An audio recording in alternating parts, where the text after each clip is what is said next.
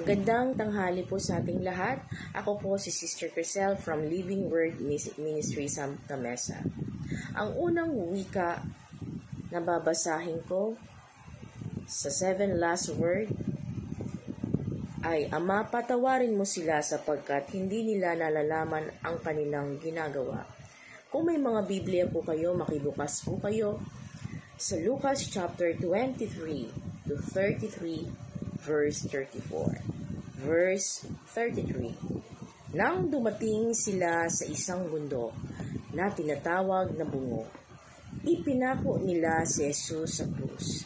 Ipinako rin ang dalawang kriminal, isa sa kanyang kanan at isa sa kaliwa. Verse 34. Sinabi ni Jesus, Ama, patawarin mo sila sapagkat hindi nila nalalaman ang kanilang ginagawa. Bilang isang tao o individual, madalas tayo nagtatanim ng galit sa ating kapwa, lalong-lalo na kung gumawa ng masama ang ating kapwa laban sa atin. Dahil sa bigat na kasalanan laban sa atin, tayo ay nagtatanim ng galit laban sa kanila. Habang tumatagal, tinatanim natin ang galit, ang ating alitan sa kapwa natin, mga kapatid. Mga kapatid, minsan nahihirapan tayo sa pagpapatawad dahil hindi na kayang hilumin ang kirot at sugat na naiwan ng kasalanan. Ano po yung ginagawa natin laban sa ating kapwa? Diba, mga kapatid? Gumaganti. Tama po ba na gumanti tayo sa kapwa natin? Ayaw ng Panginoon na gumanti tayo. Dahil ang gusto ng Panginoon ay lahat tayo ay anak ng Diyos at magmamahalan tayo sa isa't isa. May kasabihan pa nga, kapatid, mata sa mata at ngipin sa ngipin. Nung si Jesus ay kinutya at binugbog, pinahirapan ngunit hindi kumibo, kahit isang salita, hindi man lamang siya nagsalita. Nang siya'y hulihin at hatulan upang mamatay, wala man lamang nagtanggol sa kalagayan. Siya ay pinako sa sala ng sangkatauhan. Ito po mababasa natin, mga kapatid, sa Isaiah chapter 53 to 6 to 8. Kaya naman, mga kapatid, minsan po magtatanong po tayo sa ating sarili, does Jesus loves us? Does God care for you?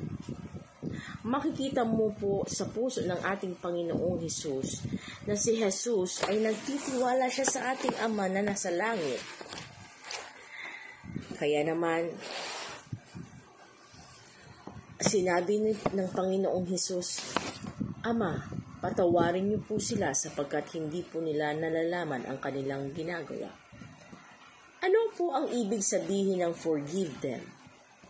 Grammatically, it is not a spoken one. While Jesus crucified on the cross, He said, forgive them.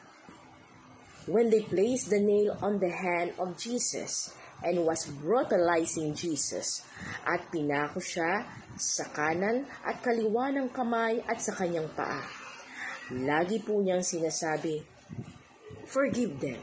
Paulit-ulit niya pong sinasabi, forgive them. Dahil nga po gusto ng Panginoong Hesus na ma-fulfill ang Scripture. Kaya naman, mga kapatid, kailangan po mahalin natin ang ating kapwa. Kung may galit man po kayo, tanggalin niyo po ang galit sa ating kapwa sapagkat ayaw po ng Panginoong Hesus. Love your enemies. Yun po ang gusto ng ating Diyos na si Jesus.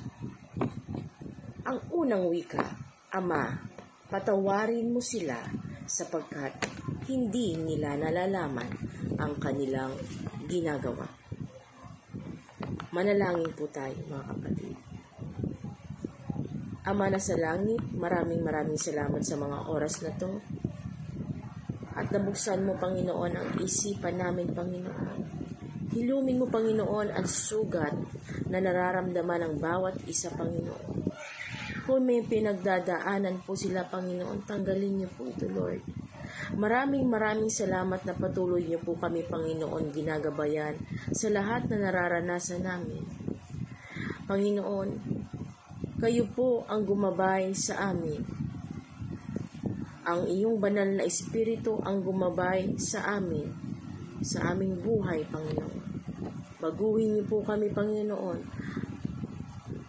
At Panginoon, maraming salamat. Dahil sa iyo, Panginoon, natuto po kami magpatawad sa aming kapwa. Maraming salamat po, Panginoon. Ito po ang aming dalangin sa pangalan ni Jesus. Amen. Maraming salamat po, mga kapatid, sa pakikinig niyo po sa unang wika. Ama, patawarin mo sila sapagkat hindi nila nalalaman ang kanilang ginagawa. God bless po.